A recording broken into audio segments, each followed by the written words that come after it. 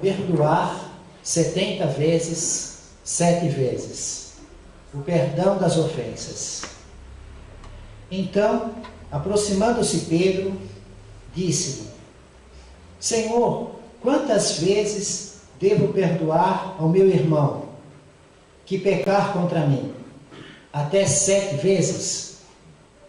Respondeu-lhe Jesus: Não te digo até 7 vezes, mas até 70 vezes 7. E se ele pecar contra ti 7 vezes por dia, e 7 vezes retornar a ti, dizendo: Estou arrependido, tu o perdoarás. Por que Pedro disse 7? Por que ele não falou 5, 8, 9? Qual é o fundamento dele ter escolhido 7? Seria um número que tem uma lógica pelo modo de Pedro pensar, entender? Ou seria simplesmente um número até cabalístico 7, que alguns têm um conceito místico em torno do 7? Temos que compreender que Pedro era judeu. Logo, desde os 5 anos, ouvia a Torá, a lei, os 613 mandamentos escritos, mais os mandamentos orais, desde os 5 anos, diariamente na semana, na sinagoga, e depois dos 13 anos, na maioridade, todos os sábados na sinagoga. E na lei, no Levítico, o livro da lei, o Levítico, existe uma parte em que fala a respeito do Criador, que em caso, na circunstância da criatura ser desobediente, merecer o castigo, está assim: se nem ainda assim me ouvirdes, castigar-vos-ei 7 vezes mais pelos vossos pecados. Então eles tinham esse conceito que seriam castigados 7 vezes. Serão castigados 7 vezes. Com a ideia da justiça, que vinha acima do que a do amor, erradamente era assim, que eles pensavam e sentiam. Em primeiro lugar, a justiça e depois o amor. O grande esforço de Jesus era ensinar essa inversão. Primeiro o amor, depois a justiça. Mas, na circunstância desta fixação de ter a justiça antes do amor, se o Criador, os castigos são 7 vezes, logo, o perdão será 7 vezes, dentro de uma simetria de justiça. 7 vezes o castigo, 7 vezes o perdão. Nos evangelhos de Mateus e Lucas, vamos encontrar a seguinte circunstância: ouvistes o que foi dito, olho por olho e dente por dente. Eu, porém, vos digo, não resistais ao mal. Se, pelo contrário, alguém te ferir na face direita, apresenta-lhe também a esquerda. Se alguém quiser chamar-te a juízo para tomar-te a túnica, deixa-lhe também a capa. A quem te arrebatar a capa, não lhe negues a túnica. Ficar sem a capa e sem a túnica, ficou sem nada. É uma expressão forte. A roupa, a túnica é a interna, a capa, o manto é externa. Se te reclamar a roupa interna, você ainda dá a externa, fica sem nada. Se reclamar a externa, você também dá a interna. Uma expressão muito forte. E se alguém te obrigar a andar 1000 passos, caminha com ele 2000. Dá a quem te pede. Não volte as costas ao que te solicita empréstimos. E não reclames de quem tomar o que é teu. Fazei aos outros o que querereis que eles vos façam. Essa circunstância do olho por olho, dente por dente, e outras que vamos ver aqui, estão muito marcadas na Torá. Estão no livro do Êxodo, Levítico e Deuteronômio. E o texto inteiro ainda era muito mais forte do que Jesus citou. Ele pegou uma pequena parte. Nós vamos observar, juntando os três textos da lei da Torá, que inclui tudo: queimadura, quebradura, olho, dente, pé, olho por olho, dente por dente, mão por mão, pé por pé, queimadura por queimadura, ferida por ferida, golpe por golpe. A lei era assim.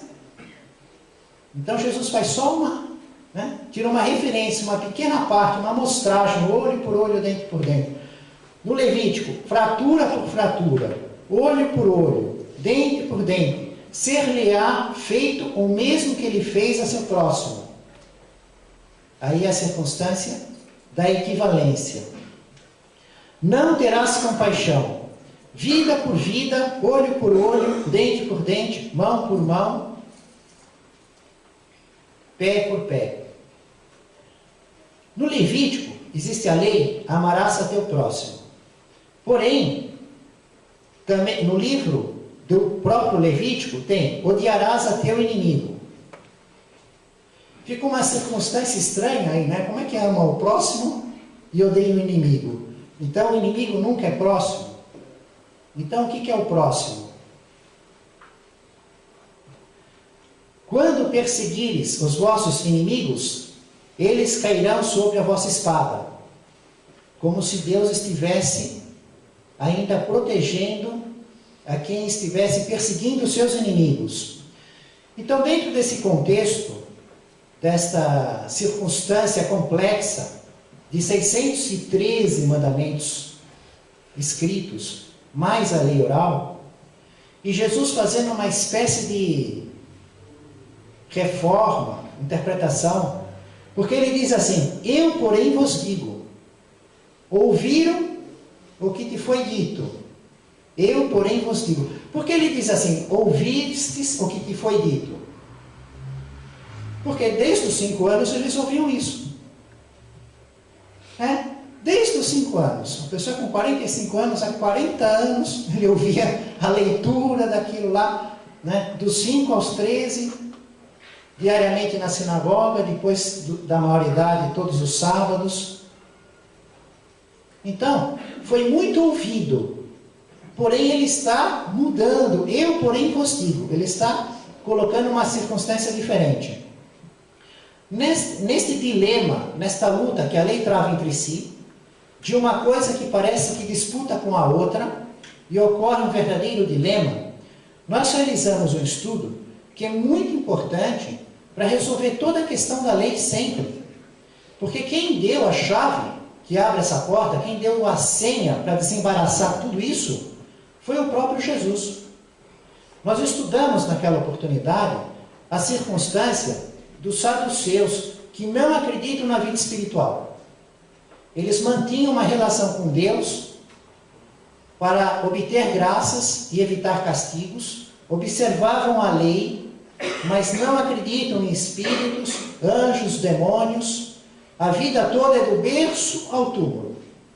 Então, eles imaginaram uma circunstância que fosse assim engraçada, bizarra, a título de deboche, baseado na lei, na Torá, em que obriga, na circunstância de um casal, e que o homem morre sem filhos, e não vai ter então herdeiro, ou passar o nome, obriga a mulher, a viúva, a casar com o irmão do falecido. Obriga. Se ele se recusa, é levado a juízo, ele é questionado em juízo. Se ele continua se recusando, por não ter, assim, sido simpático com o gosto do irmão, ou qualquer outro motivo, ele é um descalçado, desmoralizado e fica marcado. Ele é obrigado. Então, os saduceus imaginaram uma circunstância que não ocorreu, nunca ocorreu, mas só para fazer tirar levar a ridículo. Dentro da multidão, questionaram Jesus com a ideia de levá-lo ao ridículo. de uma mulher que casou e tinha uns 7 irmãos. Morreu o primeiro e não deixou filho. Teve que casar com o outro. Morreu o segundo e não deixou filho. Teve que casar. Então ela casou 7 vezes com 7 irmãos e depois morreu ela. Eles não acreditam em vida espiritual, vida depois da morte. E a pergunta deles é, com quem ela fica lá? Com qual dos 7? Com qual dos 7? E Jesus, que não é o contexto do nosso estudo hoje, saiu tirando de letra de uma maneira que eles ficaram atônitos de verem como Jesus argumentou, conhecendo profundamente a Escritura, né? E deixando eles, assim, passando um ridículo na frente da multidão, porque eles ficaram muito diminuídos com a resposta que Jesus deu. Aí o que acontece? Os fariseus, observando que Jesus levou com uma resposta genial, deixou os saduceus sem palavra, eles resolvem então propor uma questão para Jesus. Eles dizem, esse homem domina tudo. Então, ele é capaz que desembaraça essa circunstância da lei. Porque nós vivemos discutindo aqui, com 613 mandamentos escritos, não matar, mata pedrada no adultério. Não pode trabalhar, tem que fazer a circuncisão. A medicina é trabalho. Nasce no sábado, 8º dia, tem que fazer a circuncisão, não pode trabalhar. Para cumprir um mandamento, descumpre outro. Então, quando foi colocado para Jesus, ele deu um critério que não é só uma questão que está anotado no Evangelho e que é de uma noite de estudo. É uma questão que nós temos que ter isso no coração, porque é pequeno, é resumido e serve para a nossa vida contínua, diária. Né? Sempre a gente já pensava, Jesus deu o critério, o que eu faço? Isso ou aquilo? Como eu procedo? As minhas opções. Então, aquele critério, quando Jesus foi levado nessa circunstância, que seria o maior desafio que eles possuem, com toda aquela circunstância de detalhes, interpretações e brigas, encontrar um jeito que ficava tudo numa ordem. Eles perguntaram para Jesus qual é o maior mandamento. Hoje é fácil responder isso. Quem não sabe a resposta, né? Qual é o maior mandamento? Então a primeira coisa que Jesus fez foi falar isso. Começa por aí. Não. Em vez de ele responder o maior mandamento, o amor a Deus de todo o teu coração, de toda a tua alma, de todo o teu entendimento e de todas as suas forças, ele não respondeu isso. Antes de dar qualquer resposta, o que ele fez? Invocou Deus. Ele não respondeu. Primeiro ele sintonia com Deus.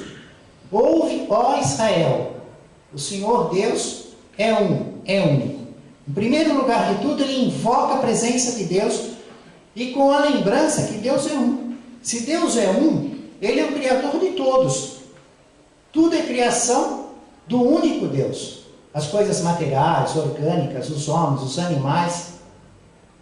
O poder, o amor, a justiça do único Deus abrange todas as criaturas. Ele é soberano em toda a criação. Aí já vem uma questão que já acomoda o Deus de um povo. Né? Então ele passa a ser o Deus de todos os povos. Não é o meu Deus, porque só tem um. Não, o meu é o seu de todos, só existe um único Deus. Então ele invoca Deus, ouve, ó Israel. O que quer dizer isso? Que as pessoas que estavam lá, só assim os judeus, então ele estava querendo excluir os gentios, os romanos, os gregos, não. Né? Em linguagem espiritual, ele está falando a todos que têm condição de compreender que só há um Deus, que a maturidade espiritual da criatura compreende a existência de um único Deus invisível, que não é possível, com o talento artístico humano, imaginar uma figura, uma forma humana, e aí esculpir em pedra e colocar ouro, metais, madeira, e fazer enfeites, e adorar aquilo como Deus. O que muitos tinham na época. Ou seja, estavam numa infância espiritual. Muito ainda sem condições de compreender o Deus único. Então quando ele diz, ouve, ó Israel, ele está falando com todos nós aqui dentro da sala. Nós somos o povo de Israel no sentido espiritual. Porque a nossa compreensão espiritual aqui já está desenvolvida e amadurecida o suficiente para compreender que só há um Deus invisível e que as nossas circunstâncias, a nossa compreensão é limitada. Nós vamos estudar alguns dos seus atributos. Nos falta sentido na nossa inteligência para compreender a natureza íntima do Criador. E aí realmente Jesus fala o primeiro mandamento, como vimos agora, e também o segundo mandamento que está no livro do Levítico. Amarás a teu próximo como a ti mesmo. Uma identidade. Mas ele resolve todo o dilema é com o que vem depois. Porque essas duas colocações, depois da invocação de Deus, essas duas se combinam perfeitamente. Deus acima de tudo, com toda a inteligência, o sentimento, as forças, com tudo aquilo que é concedido por Deus, o tempo, o dinheiro, as possibilidades materiais, a força econômica, a física, tudo. Pensando em Deus. Amar ao outro como amar a si mesmo é compatível com esse amor ao Criador.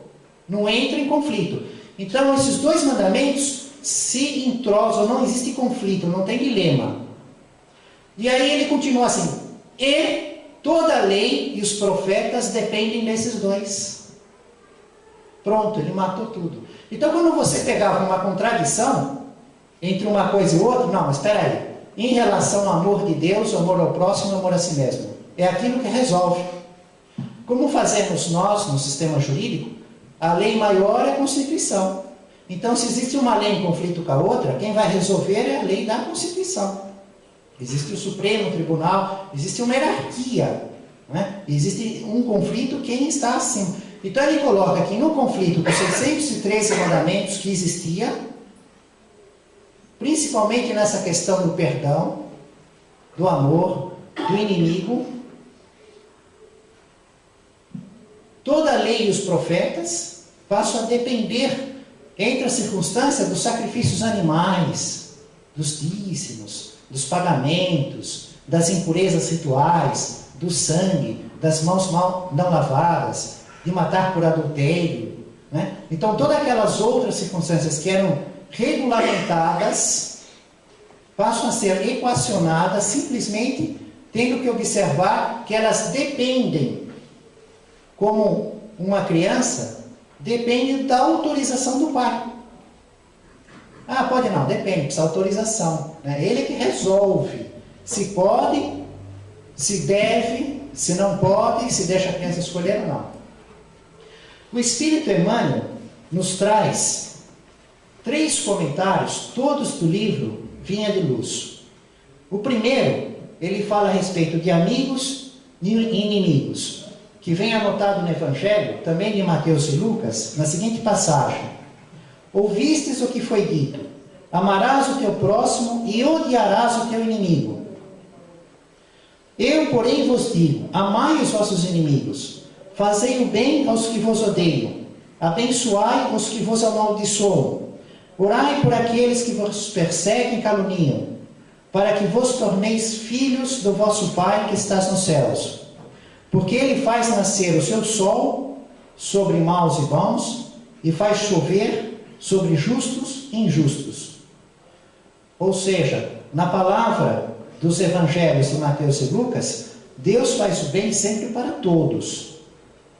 Para os bons e para os maus, para os justos e para os injustos. Ele faz chover e faz o sol. Então Emmanuel comenta o conjunto do olho por olho, dente por dente, amai os vossos inimigos, em 3 comentários no livro Vinha de Luz.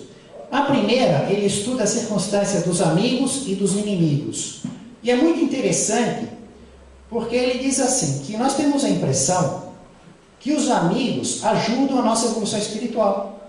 Eles são ótimos companheiros, e os inimigos atrapalham, né? Essa, de modo geral, é essa a ideia. Ah, você é um espírito, vai encarnar lá na Terra. Encarna, aí tem o tempo de escola aqui até tocar o sinal, recolher o corpo, né, avaliar, tirar a nota da vida. Então essa ideia, os amigos vão ajudar e os inimigos vão atrapalhar. Isso não é bem assim. Porque, na verdade, as aspirações humanas, de certo modo, é assim. As aspirações humanas. Porque nas aspirações humanas, nós queremos as facilidades. Nós queremos saúde, bons relacionamentos, relações afetivas estáveis, prazerosas, dinheiro, prazeres, né? Essas circunstâncias. Todo mundo quer isso. Para si, para sua família, para seus amigos, pais. Porém, para a evolução do espírito, às vezes isso é perder tempo. Porque o espírito ele tem que ganhar um conjunto de virtudes.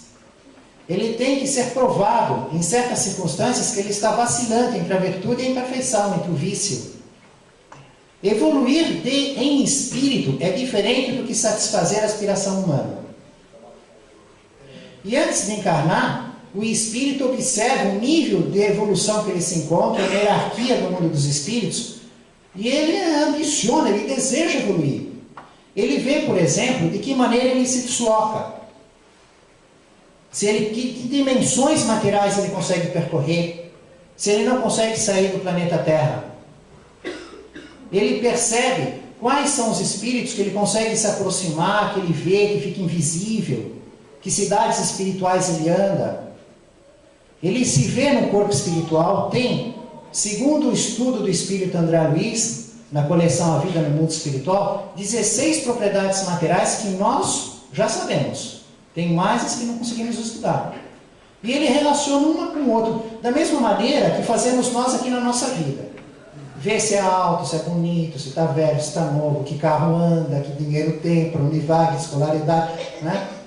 A gente tem, nós temos o nosso conceito e vê o dos outros, né? Às vezes o vizinho chega, olha que carrão que encontrou o vizinho. Está lá no ponto de ônibus e passar aqueles Mercedes, fica pensando na vida daquelas pessoas. Abre o Facebook, fulano está indo lá para Paris, aquelas coisas assim, né? Então essas circunstâncias todas, nós olhamos a nossa vida e olhamos a dos que vivem perto da nossa circunstância. E os espíritos é a mesma coisa. Nós somos os espíritos, estávamos lá no mundo espiritual. Então, o espírito ele deseja, aí ele tem os superiores que estudam com ele a pauta evolutiva, o currículo, como é que anda a evolução do espírito. O quadro de virtudes, os débitos, os compromissos, no seu planejamento encarnatório, observando a sua condição evolutiva e a condição dele fazer um progresso, planejando de acordo com a inspiração, o conhecimento dos espíritos mais evoluídos. Então, o que acontece quando eles encarnam, os nossos amigos e os nossos inimigos? É que os nossos amigos contemporizam com as nossas fraquezas, com as nossas imperfeições. E os nossos inimigos são vigorosos. Então, nós temos os nossos defeitos. No comentário de Emmanuel, o amigo não fala. Ele não fala. Ele diminui aquilo. Ele disfarça. Ele acha um lado bom naquele lado ruim.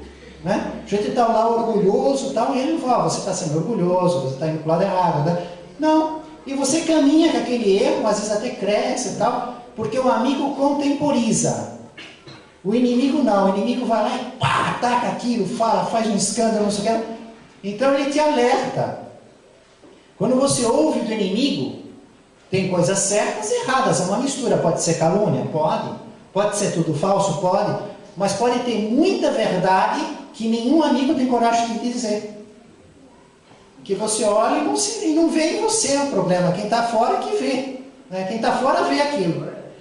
A pessoa não se vê com aquele problema. E vê o inimigo lá, fala lá. Então a pessoa tem que prestar atenção para o que os inimigos falam, para levar isso para análise, porque os amigos contemporizam. E os inimigos realmente, às vezes, podem, com seu vigor, revelar. Além do mais, existem certos exercícios na moral que só é possível fazer com o inimigo, com o adversário. Né? Se você precisa desenvolver a paciência, como é que você vai desenvolver a paciência com um grande amigo? Ele não desenvolve a paciência nunca. Não é? Precisa de alguém que vá lá provocar aquilo, haja paciência, né? nós estamos estudando o perdão.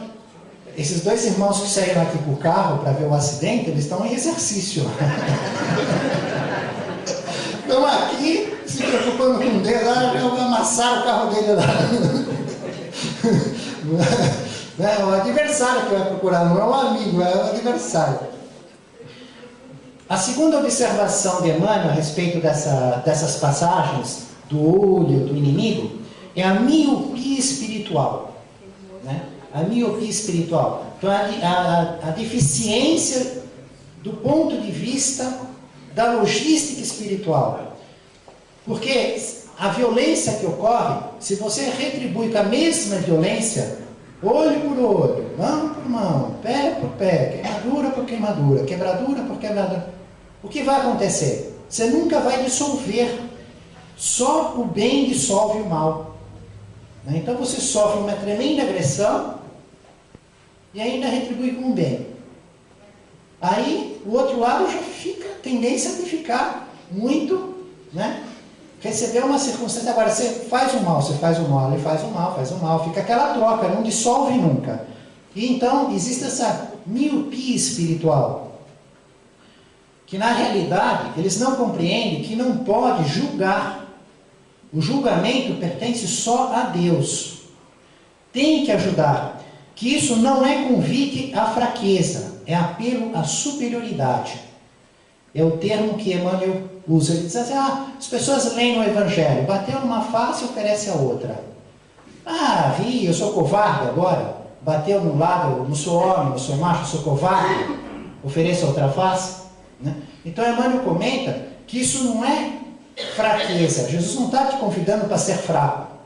Ele está fazendo um apelo para ser superior, para compreender a evolução espiritual. Isso não é algo que é uma coisa assim bela, porque Jesus falou, porque ele perdoou a humanidade inteira na cruz. Pai, perdoai-lhes, porque não sabem o que fazem. Já é justificado? Não sabem. Jesus pede a Deus para perdoar e justifica o pedido, porque eles são o quê? Ignorantes, eles não sabem. O que eles não sabem? O que fazem? A realidade espiritual, que qualquer ação, pensamento, palavra, obra, fica marcado materialmente em primeiro lugar no próprio corpo espiritual, no perispírito, provocando uma realidade material. Influi nas 16 propriedades que nós já sabemos, pelo ensino de André Luiz, e mais nas que nós não sabemos. E aquilo dá um cenário do espírito, dá uma sociedade, dá os seus limites, dá uma circunstância de dor, de prazer, dá todas. A realidade material dele é matematicamente calculada por isso.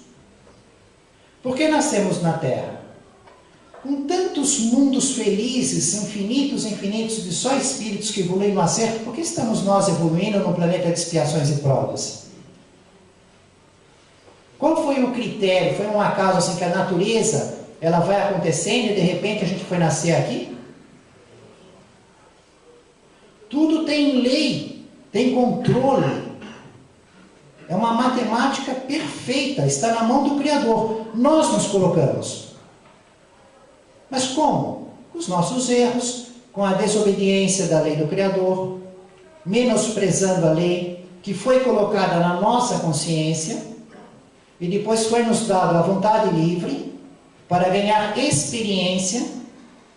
E aí, no uso da vontade livre, no processo experimental, nós desprezamos, desobedecemos, e às vezes isso ocorreu em outro planeta, às vezes está ocorrendo aqui pela primeira vez, cada um tem uma realidade. O fato é que, resultante, nos encontramos aonde nos colocamos. Onde estaremos amanhã? Que planeta você quer nascer? Onde você quer ficar no mundo espiritual? Onde você se colocar. Faz um esforço de desenvolver as virtudes, combater as imperfeições, conquistar conhecimento da vida espiritual, e aí o seu endereço vai sendo melhorado, automaticamente. É uma realidade que a criatura se coloca. Ela se encontra inserida no processo evolutivo no ponto que ela se faz a si mesma. Essa que é a realidade. Nós vimos Jesus falando a respeito do perdão, ensinando a perdoar. Mas agora nós vamos ver uma outra forma de ensinar a vida, ele vivendo o perdão. Nos referimos agora há pouco um momento em que ele está crucificado e diz: Pai, perdoa-lhes porque não sabem o que fazem. Mas há outros, só que não no Evangelho, não nas anotações de Mateus, Marcos, Lucas e João. Nós vamos nos concentrar nas anotações da psicografia de Chico Xavier, envolvendo o drama de Judas e Jesus. Judas e Jesus. Judas, que tinha uma ambição, um desejo de conseguir a independência política, administrativa do povo judeu em relação ao domínio romano. E percebia que isso não ia acontecer, porque Jesus não tomava providências, deixava claro que o reino de Deus era a obra do Criador no coração do homem. Mas Judas e a multidão toda esperava um Messias que tivesse o domínio total, que fosse estabelecer um reino sem fim. Esse era o desejo dele. Então, seguindo os ensinos do livro Boa Nova, no capítulo 24, a ilusão do discípulo, o livro No Roteiro de Jesus, o Anjo Solitário, capítulo 38, Estante da Vida, capítulo 34, o livro Coração da Vida, Maria Dolores. Nós vamos juntando todos esses textos, agora com um pouco de calma, porque a coisa entra numa certa complexidade, né? Para entender o que estava acontecendo entre Judas e Jesus. E como Jesus exemplifica o perdão em virtude da traição de Judas. Nós estudamos aqui na sexta-feira que na última ceia, Jesus anuncia para os 12 que um deles era o traidor. Vimos que era um momento assim muito grave, porque comer juntos era algo de extrema confiança. A única coisa que não podia se admitir é ser traído. Isso não vai acontecer, isso vai ser uma aberração. E Jesus fala que tem um traidor. Não só eles estavam comendo juntos, naquela última ceia, como eles estavam comemorando um feriado religioso, um dos mais importantes feriados religiosos, a Páscoa, a libertação dos judeus. Então, algo enormemente grave. Nós vimos que ninguém sabia quem era o traidor. Todo mundo pergunta: acaso sou eu? O próprio Judas pergunta. Jesus diz: você diz, tu o disseste, e mesmo assim ele não compreende que ele é traidor. Porque em nenhum momento Judas pensou em realizar uma traição. No entendimento do próprio Judas, ele tinha um plano que seria aplaudido por Jesus depois, que estivesse pronto a executado. Pensando ele com seus botões, com as suas aspirações, como Jesus não faria a violência, não usaria a força, ele pensava em se unir com o Sinédrio, com o poder dos judeus, compor com os romanos, né, que tinham autorização dos romanos. Então ele compunha com o Sinédrio, e aí ele prenderia Jesus, porque Jesus não ia comandar a revolução, a independência, usar toda a multidão e conseguir fazer a liberdade, como Moisés fez. Não ia. Então ele iria ele fez um acordo com o Sinédrio e entregar Jesus. Jesus ia ficar preso, ele assumia um cargo importante, com poderes políticos e privilégios, ia organizar junto com o Sinédrio a revolução política, iriam vencer, depois libertariam Jesus e fariam Jesus rei de Israel, dominado do Império Romano, dominador da área, livres, né, para ter um reino que não teria mais fim. Este que era o plano dele. As 30 moedas de prata, que era o preço que só dava para comprar um escravo, menos do que um cavalo na época, Isso nem era coisa mínima. Não era pelo dinheiro. Tanto que depois que as circunstâncias não ocorreram como ele imaginava, ele joga o dinheiro lá no templo, ele vai procurar Caifás e joga o dinheiro lá. Aliás, segunda-feira que vem, nós vamos ver, com revelação na produção mediúnica do Chico Xavier, detalhes a respeito da maneira como ele foi traído. O que ele foi fazer com Caifás? Que conversa foi essa? Que documento ele assinou com Caifás? Aonde Caifás conseguiu iludi-lo? Esses detalhes que a revelação mediúnica de Chico Xavier nos traz, que então fecha todo o cerco, né? Nos conta como é que houve todo esse mecanismo, que estão em vários livros diferentes, juntando as peças, e nos explica esse processo dessa circunstância, dessa virada toda, da multidão e o plano que Judas tinha com Caifás, como Caifás conseguiu um documento, conseguiu apoio dos romanos, conseguiu iludir Judas e, prometendo uma coisa, cumpriu outra. Isso semana que vem. Hoje nós vamos ficar no aspecto do perdão. Perdoar 70 vezes, 7 vezes. Perdoar os inimigos. Então, começa assim. Judas não tinha a ideia, a vontade, o dolo, fazer com o desejo de matar Jesus. Porém, ele foi culpado. Foi o seu plano que acabou dando origem ao processo que matou Jesus. Bom, quando Judas viu que no fundo ele foi iludido, que ele se enganou, né? Que Caifás e o Sinédrio arrumaram um jeito de matar Jesus, saiu completamente fora do seu projeto, do que tinha havido planejado, ele ainda ficou com a esperança de que Jesus se libertasse, com seus poderes, que os céus se abrissem, que viessem anjos. E ele já tinha visto tanta coisa de Jesus, multiplicar pães e peixes. Uma vez, ele soube que foram os cobradores de impostos do templo de Jerusalém, em Cafarnaum, na casa de Pedro. Jesus estava dentro da casa, Pedro estava fora. Foram cobrar um imposto e falaram: mas você não paga imposto com o seu mestre?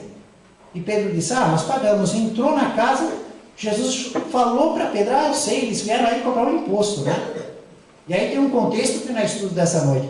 Vai lá no lago de Genezaré, joga o anzol no mar, o primeiro peixe que você tirar vai ter uma moeda, que é um estáter, que era exatamente 4 dracmas, que era o que tinha que ser pago por Jesus e por Pedro.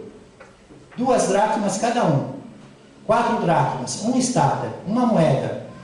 Um estudioso da vida na época de Jesus marca o tipo de peixe, como é que ele cria. Ele põe os filhos, a criação dentro da boca e tira. Ele põe a criação dentro da boca e tira. Então era um peixe que já tem o hábito de fazer isso, né? Quando Pedro saiu, ele falou: meu mestre falou que paga. Ele falou para eu pegar um peixe, que tem uma moeda lá. O cara que foi cobrar o quê? O que você está dizendo? Ele joga lá, tira o peixe, tira a moeda e dá para o cara. Não é uma coisa assim, né? Bom, isso só uma lembrança. Então Judas, que tinha visto tantas coisas, ele tinha a esperança de que algo ocorresse.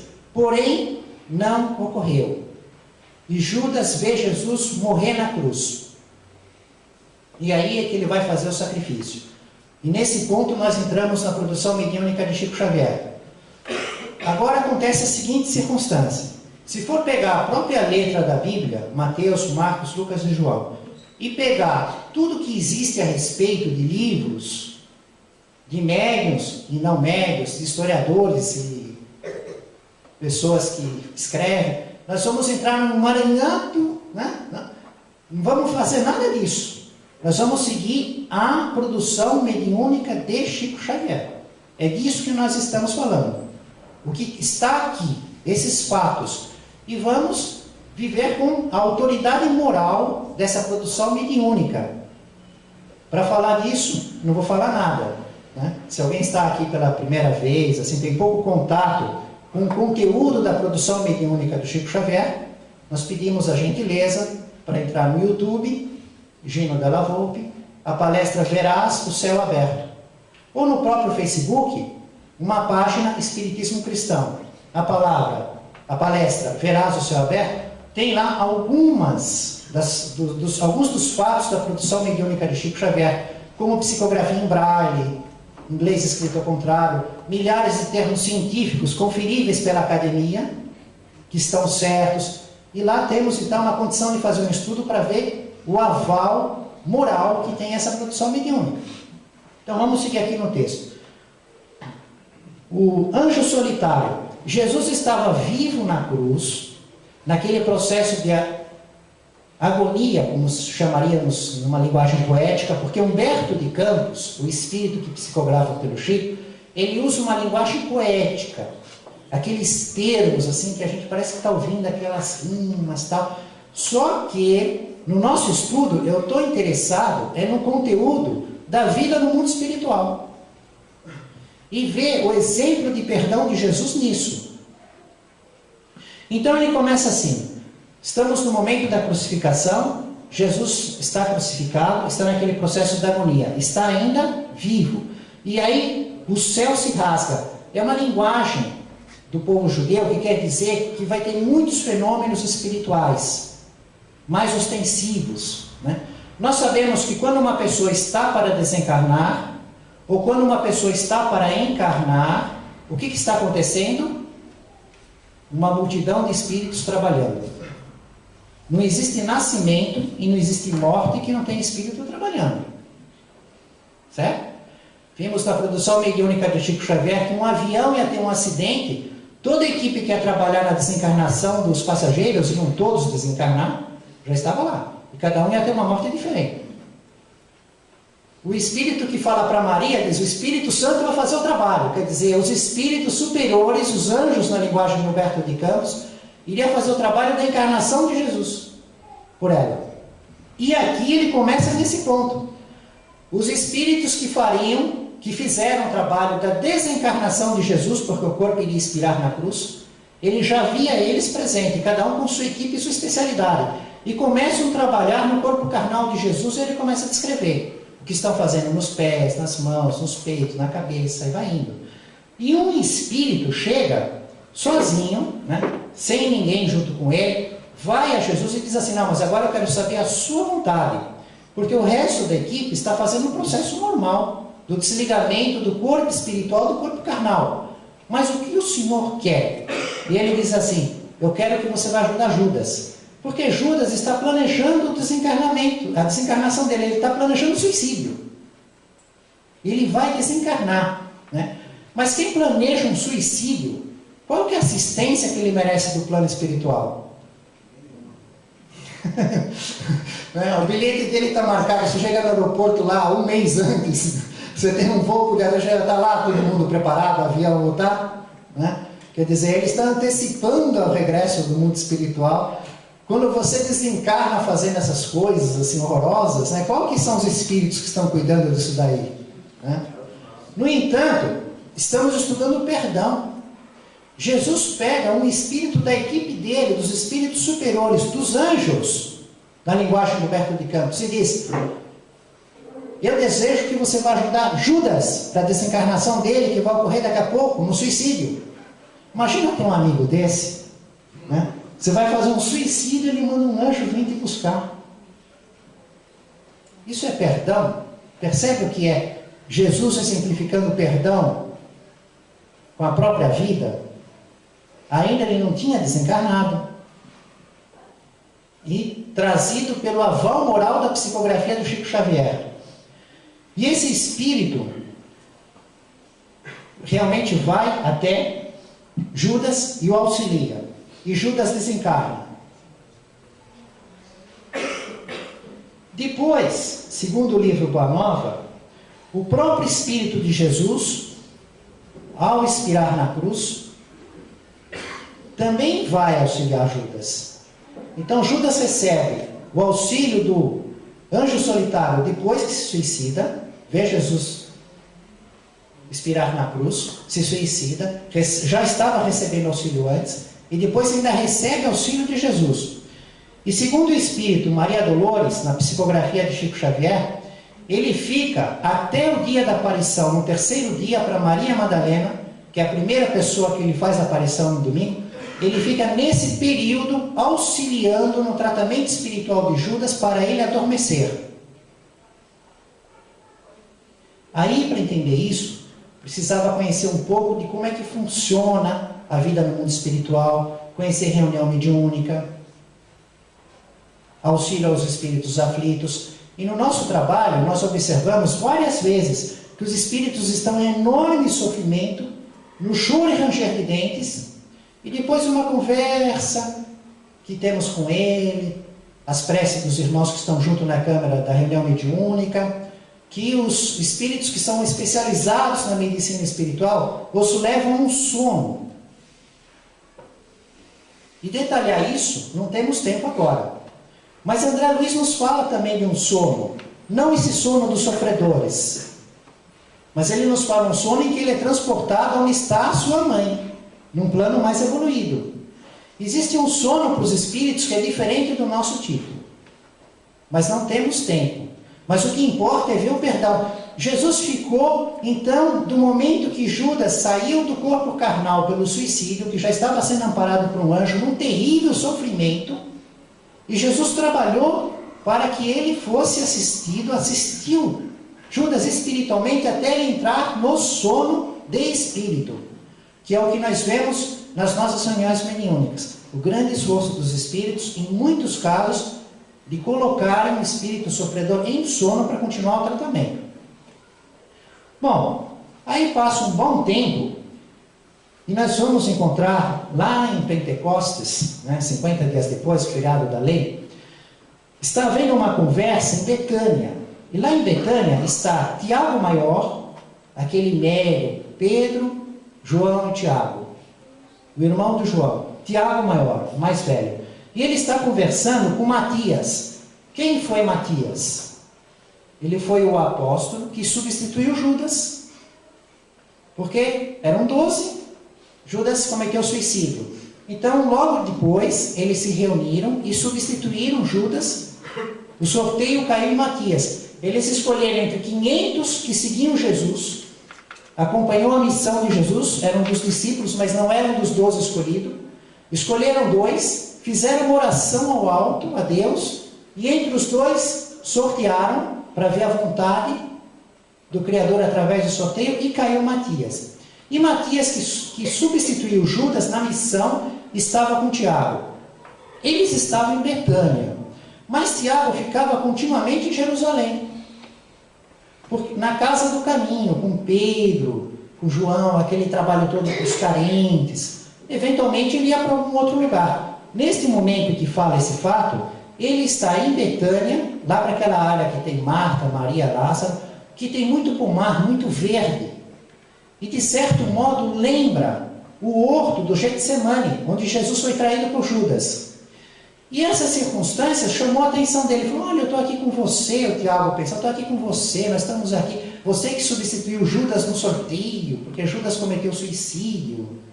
E esse lugar aqui, lembra aquele lugar que o mestre ensinava, que Judas foi lá e fez aquilo. Aí os dois começaram a conversar a respeito daquele momento da traição de Judas.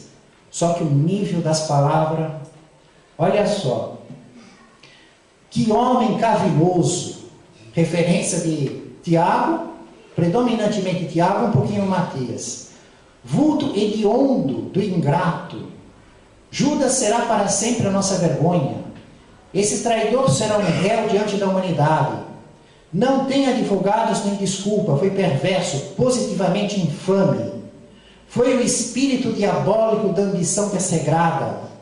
E quando eles se lembravam de Pedro, que falava: mas ele não queria matar Jesus, saiu do controle dele, ele se arrependeu e chorou. Eles desprezavam tudo, eles falavam: não, que Pedro fala, esse é um infeliz, é um traidor, tem que sofrer no inferno para sempre, desceu para lá, nas trevas densas.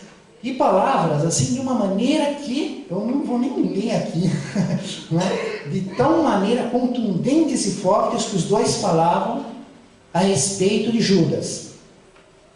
E dentro desse contexto, de repente eles veem assim uma luz, olha, um espírito. Aí começa a se aproximar, eles ficam atônitos, porque observam que é um espírito de elevadíssima envergadura. se aproxima mais, era o próprio Jesus. Não é a primeira vez que eles tinham visto Jesus. Eles já tinham visto Jesus em espírito, sem Tomé, com Tomé, nos 500 da Galileia. Tinham visto várias vezes, né? Mais de 3 vezes está na Bíblia. Ver espíritos é natural. Nós mesmo temos continuamente relação com eles. Nós não vemos espíritos da envergadura de Jesus, nem muito. A gente vê mais os aflitos, os sofredores. Né? Bom, mas eles viram e era Jesus. Aí começaram a ficar assim, travados. Uma emoção, aquele choro, aquela coisa. E Jesus foi se aproximando, aproximando, devagar, lento, lento. Eles ficaram estáticos. Jesus chegou e parou. Aí Tiago, o maior, olhou para ele e falou: Jesus, nos abençoe. E Jesus estendeu a mão, abençoando eles e não falou nada. E Tiago saiu daquele silêncio de Jesus, só olhando, não falando uma palavra. Aí Tiago diz assim para Jesus: Mestre, o senhor nos acompanha a Jerusalém? Porque ele trabalhava em Jerusalém no auxílio aos aflitos, para nos passar nosso trabalho, nosso serviço. E queria algo para falar. E Jesus disse assim para ele: Não, Tiago, eu estou indo auxiliar Judas. Não vou te acompanhar para Jerusalém. Não adianta ir para lá me esperar em espírito. Eu estou indo auxiliar o espírito de Judas. E Tiago ficou então aterrado, né? Aí ele saiu de Betânia, foi até Jerusalém chorando e escreveu a carta. Ele tem a carta na Bíblia. São famosas as cartas de Paulo, mas Tiago tem a dele, né? Ele fala sobre o quê? A língua humana. A língua humana. Numa dela, ele diz as palavras: Irmãos, não vos queixeis uns dos outros para não serem julgados. Tiago 5, 9.